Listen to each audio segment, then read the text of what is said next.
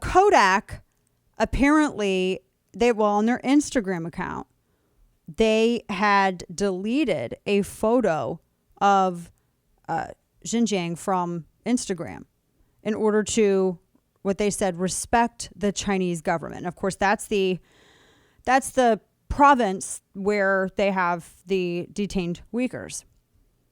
And so they had a post, and it was taken from a French photographer.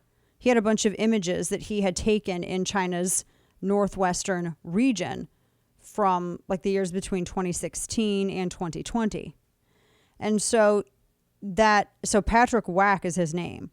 And just like a month ago, and this is the Hong Kong Free Press, just a month ago, Wack had referred to the detention of the imprisoned Uyghurs, saying, quote, "In recent years, the region has been at the center of an international outcry following the mass incarceration of its Uyghur population and other Muslim minorities."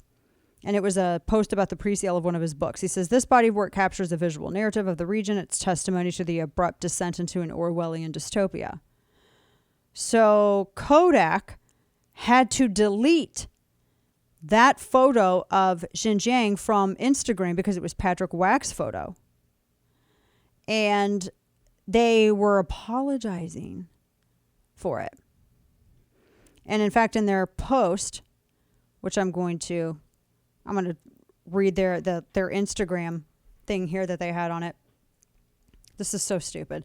They said that content from photographer Patrick Wack was recently posted on this Instagram page. The content of the post was provided by the photographer and was not authored by Kodak because they just copied and reposted it. Kodak's Instagram page is intended to enable creativity by providing a platform for promoting the medium film. It's not intended to be a platform of political commentary. The views expressed by Mr. Wack do not represent those of Kodak and blah, blah, blah, blah, blah. So don't you love how apparently imprisoning people and using them in forced labor and forced sterilization, now you can't even condemn it without it being considered political commentary? Certain things are not political commentary.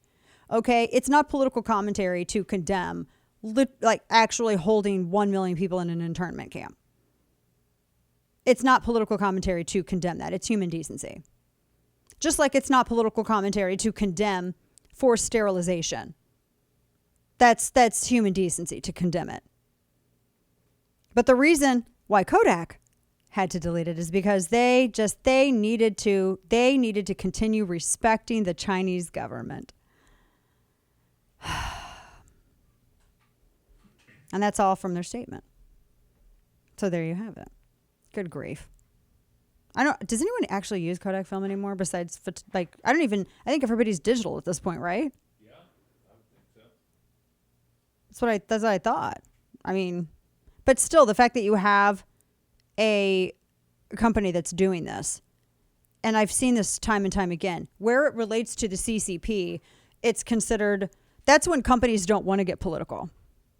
Companies are totally fine to get political any other time. If it has to do with BLM, if it has to do with anything else. But oh my gosh, if you're talking about imprisoned people in China's northwestern province, oh my heavens, then you can't get political. You got to stop. So to reiterate, companies are fine with talking about BLM and critical race theory and systemic everything's awful.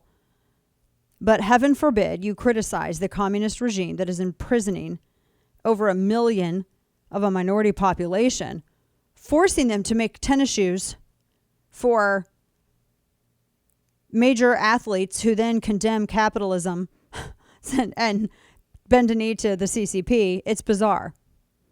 But like I said, condemning that stuff isn't politics. It's human decency. It's just all human decency. I mean, that's just all there is to it. Good heavens.